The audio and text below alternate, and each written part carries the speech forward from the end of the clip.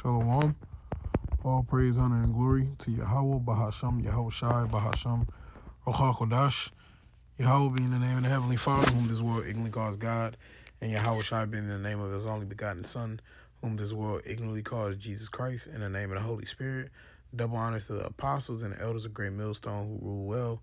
And peace, mercy to the house of David, those men that are doing his work in sincerity and in truth across the four corners of the earth. And much love to the 130 believers out there. To you all, I say shalom and greetings. And Lord willing, this lesson is edifying through the Spirit. Sorry, I was just gathering one more precept before I continue. There we go, Lord willing. All right.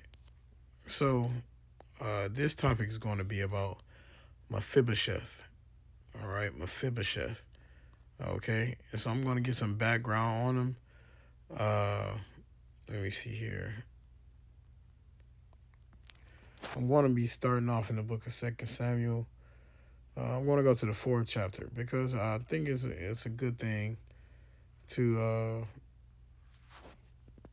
I'm going to jump down and read verse 4, and then I'm going to go into his name. This is 2 Samuel 4 and 4.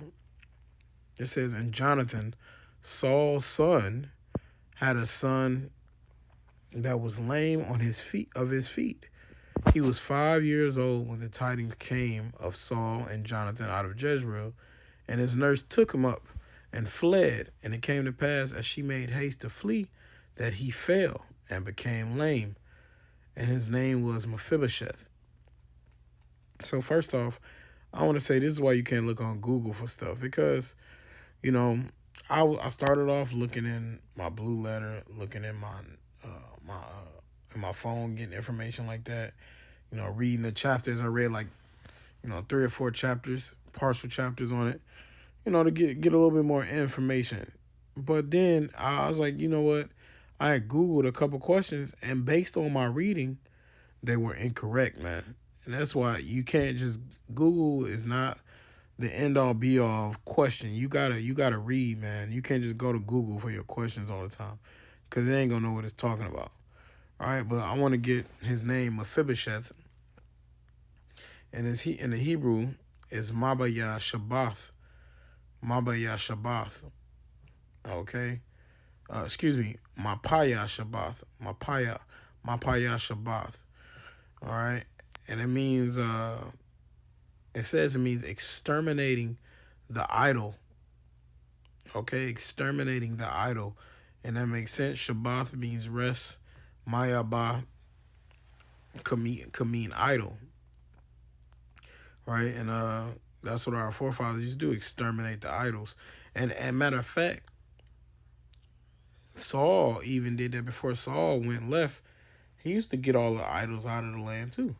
So that's probably where the influence came for his name. That during that time, maybe he was getting rid of idols, right? Mephibosheth. All right, exterminating the idol. It also says dispeller of shame. You see, dispeller of shame. Okay. So he was Jonathan's son. All right, and so when he was young, there was a maid, a nurse. She took him, after the battle went down and whatnot, and she ran away. And as she was running away, he hurt himself and he became lame in the feet. He became so-called cripple. Okay. And I know that was hard on him, but this is how prophecy is. This is how the Bible works. Okay. Things happen. And it's all the will of Yahweh Shema Shai. Okay. So now I'm going to jump over to of course. Oh yeah, let me go to 2 Samuel the 9th chapter now. Things like this are they're important to know. One, because of certain reasons of knowing the scriptures, but they're also important to know because the Lord shows you how mercy works in the Bible too, even from men, and how love works from the Bible, even from men. Okay, so it says here, 2 Samuel 9. I'm gonna just start at 1. It says, and David said, is there is there yet any that is left of the house of Saul, that I may show him kindness for Jonathan's sake? So the majority of Saul's sons have been put to death. A lot of them got put to death and were killed. Okay, and so King David is like, hey, is there anybody of Saul's sons that I may show kindness to? Even though Saul treated David terribly, he's always pursuing him, always trying to come after him and get him killed and catch him. But the house of David, man, he still had that pure mind, pure heart, because he looked at Saul like Saul was the anointed. All right, it says, and there was the house of the house of Saul a servant whose name was Ziba. And when they called him unto David, the king said unto him, Art thou Ziba? And he said, Thy servant is he. And the king said, Is there not yet any of the house of Saul, that I may show the kindness of the Most High Yahweh unto him? And Ziba said unto the king, Jonathan hath yet a son, which is lame on his feet. All right, so he's like, he got a son, but his feet's crippled. It says, and the king said unto him, Where is he? And Ziba said unto the king, Behold, he is in the house of Machir, the son of Ammiel in Lodebar. The king David sent and fetched him out of the house of Machir, the son of Ammiel from Lodebar. And when Mephibosheth, the son of Jonathan, the son of Saul, was come unto David, he fell on his face and did reverence. And David said, Mephibosheth. And he answered, Behold, thy servant. You see? So when he came to see King David, he bowed, right? He bowed out of respect. It says, and did reverence. He fell on his face. And so you got to understand this from a man that's crippled. This was a difficult task, but he wanted to show his reverence and his love that he had for King David, right? It says, and David said unto him, Fear not, for I will surely show thee kindness for Jonathan thy father's sake, and will restore thee all the land of Saul thy father, and thou shalt eat bread at my table continually. So King David is now showing mercy to someone from the house of Saul. But who was in the house of Saul that the Lord loved, right? It was Jonathan, right? This is why you got to understand this, man. All right, so this is 1 Samuel 18:1. It says, and when it came to pass, when he had made an end of speaking unto Saul, that the soul of Jonathan was knit with the soul of David, and Jonathan loved him as his own soul. You see, so we always talk about the house of Saul, the house of David, but Bayath Dawadah, right, versus Bayath Shaul. Well, that's Solomon.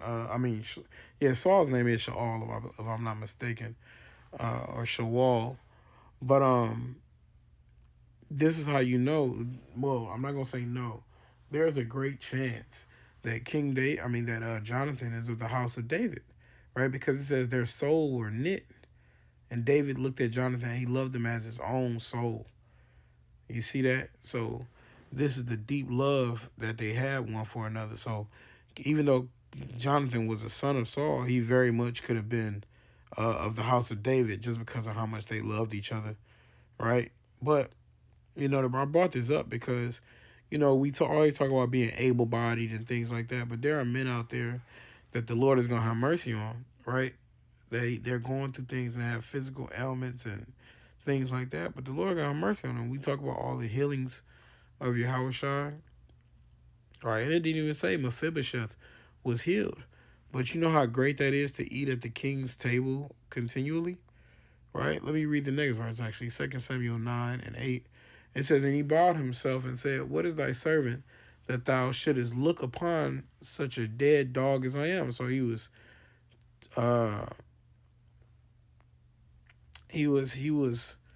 saying, like, well, he called himself a dead dog because his body don't work right, his legs don't work right.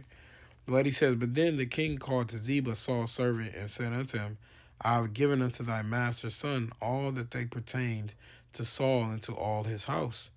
Thou therefore and thy sons and thy servants shall till the land for him, and thou shalt bring in thy fruits, that thy master's son may have food to eat.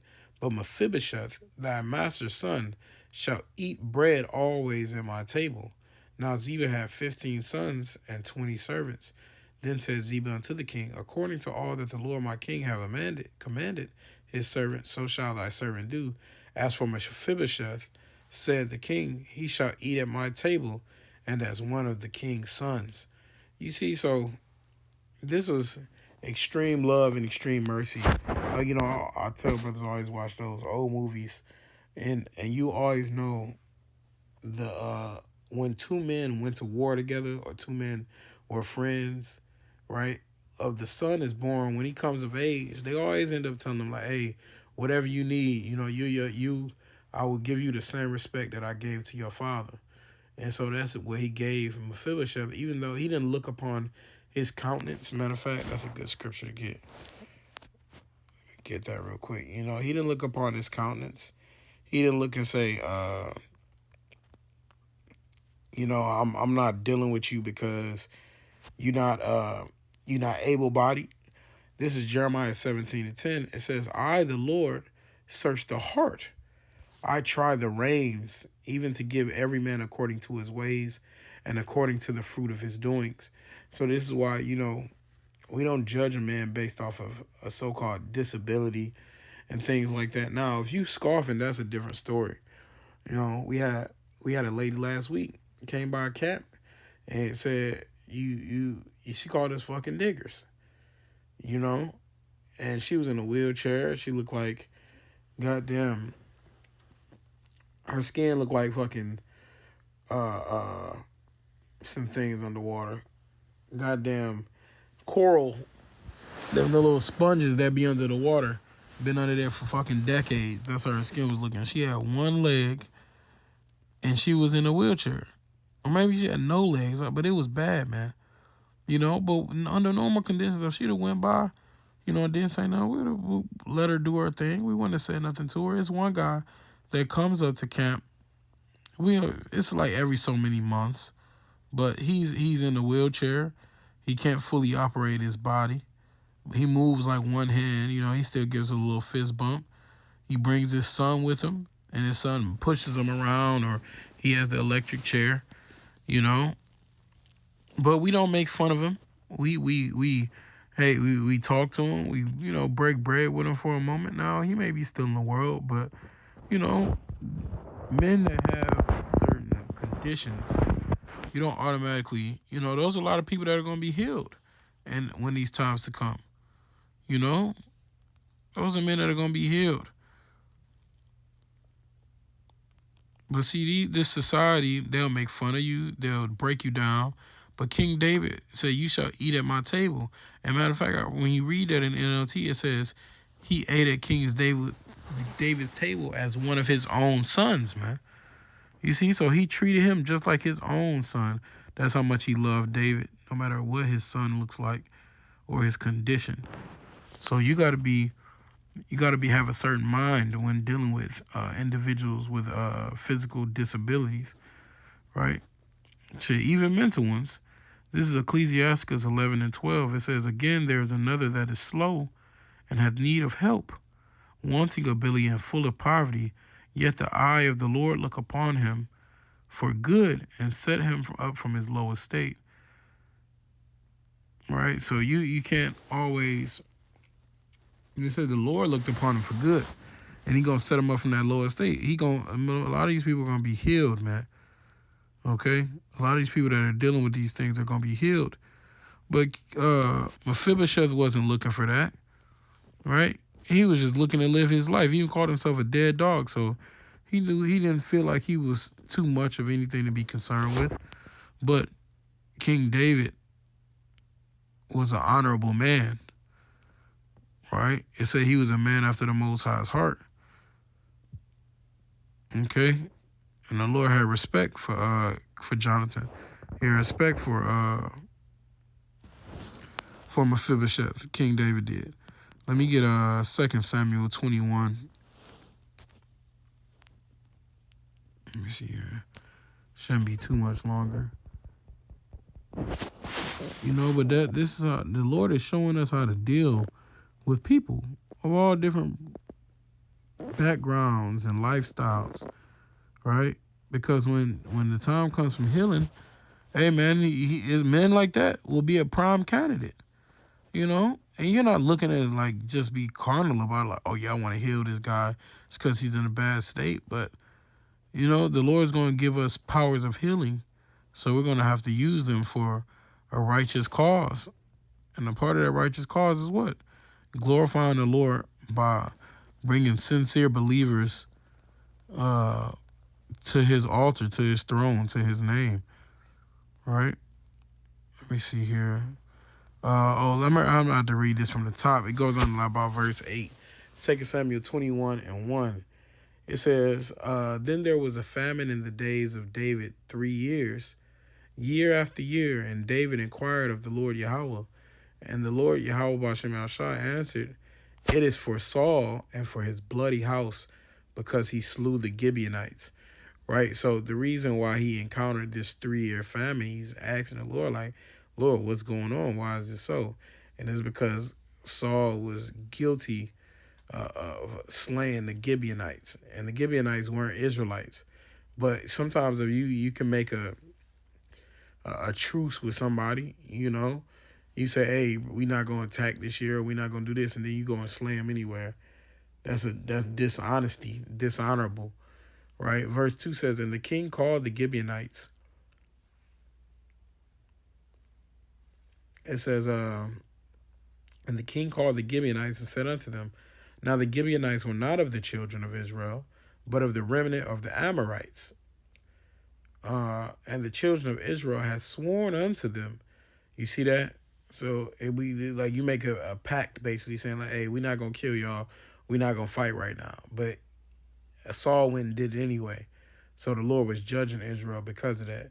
It says, And the children of Israel had sworn unto them, and Saul sought to slay them in his zeal to the children of Israel and Judah. It says, Wherefore David said unto the Gibeonites, What shall I do for you? And wherewith shall I make the atonement that ye may bless the inheritance of the Lord? How we gonna make amends? Because his people are starving. Like, what can I do to satisfy this? It says, And the Gibeonites said unto him, We will have no silver, nor of gold of Saul. We don't want none of his money. It says, Nor of his house, neither for us that thou shalt kill any man in Israel. We don't even want to kill no Israelites. He says, And he said, What ye shall say, what shall I do for you? And they answered the king, The man that consumed us and that devised against us that we should be destroyed from remaining in any of the coasts of Israel, let 7 men of his sons be delivered unto us, and we will hang them up unto the Lord in Gibeah of Saul, whom the Lord Yahweh did choose. And the king said, I will give them. See, and this is another thing. The mindset was completely different back then, man. Right? King David's like, hey, they got to die. Because why?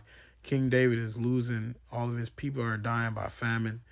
There's 3 years of famine going on. You know, they were making all these wrongs. And King David knew that was the only way to make it right. Especially when the new King Saul was doing much wickedness. But this is the beauty right here, which brings it back to the point. It says, But the king spared Mephibosheth, the son of Jonathan, the son of Saul, because of Yahweh's oath that was between them, the Lord's oath that was between them, between David and Jonathan, the son of Saul. You see? So King David, he sent those 7 sons over there, but he didn't send Mephibosheth because his love for for his love for Jonathan, the pact he made with him, the love he has for his son, he didn't send him. You see? And so things like this are important. He could have easily been like, all right, I can get this dude away from my table. You know, I no longer got to have a cripple at my table anymore. He could have done all these things. But that wasn't the right way. He's an honorable man, a man of his word. All right? He's a man after the Most High's heart. And so, you know, I just wanted to bring that out through the spirit because it is going to be great mass healings in these times to come. And we might encounter people with certain disabilities, certain physical ailments. And the Lord is going to put the spirit on you to have them around. The Lord is going to put the spirit on you to heal them. but you don't treat a man based on how he looks, right, or how his physical body cooperates, but you treat him based on how his spirit is, right, and that's what matters. So, hey, I'm gonna end it with that. Lord willing, this lesson was edifying. I want to give all the praise, honor, and glory to Yahweh, Bahasham, Yahweh Shai, Bahasham, Rachakodash. Double honors to the apostles and the elders of Great Millstone. And peace and mercy to the house of David. Until next time, Shalom.